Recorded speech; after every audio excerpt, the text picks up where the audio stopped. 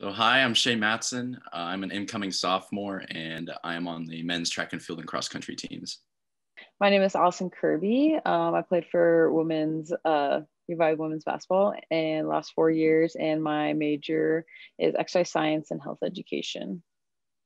I don't necessarily know 100% what I want to go into yet.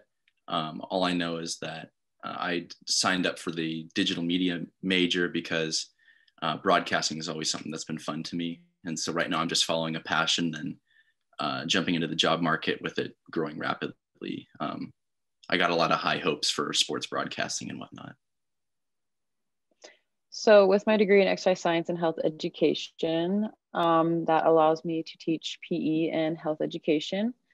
And what I'm going to do with that is hopefully one day be a PE teacher and health teacher and a coach in the future.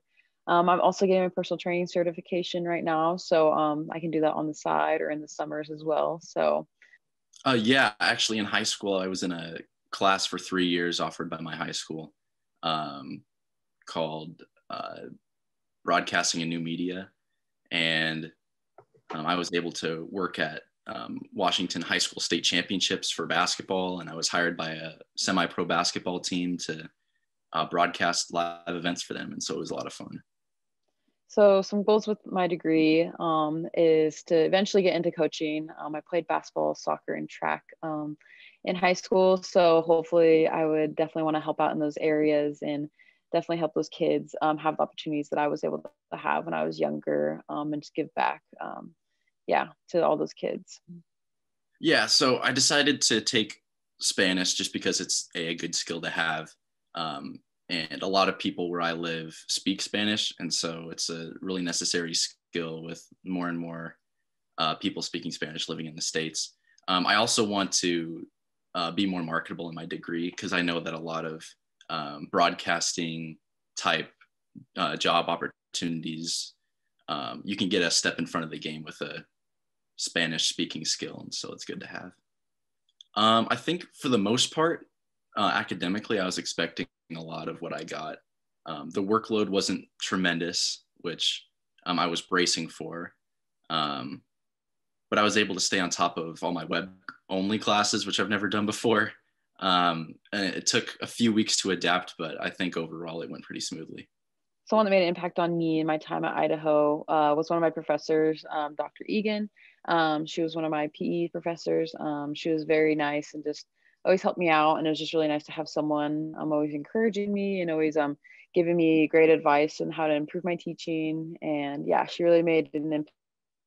Yeah, it really means a lot. I mean, it's kind of easy to, recognize people in sports because they get a lot of attention.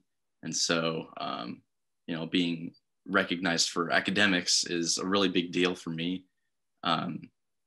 Just because it's something that's really hard for a lot of people. And being out of the entire athletic department, me being selected for this week, it really means the world. And I know a lot of student athletes right now are working tirelessly in the classroom as much as they are on their playing surface. And so it's a really big deal. I'm humbled.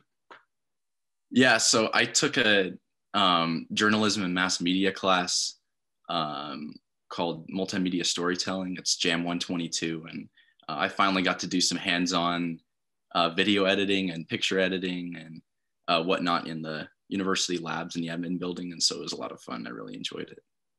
Yeah, I would say that always work hard on the court, off the court, just always work hard and be disciplined.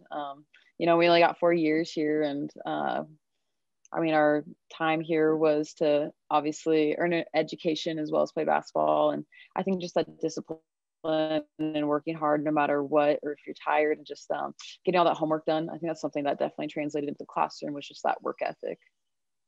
I think being in sports, like even in high school, there were a lot of lessons about discipline and going out and doing the work before, going to your performances.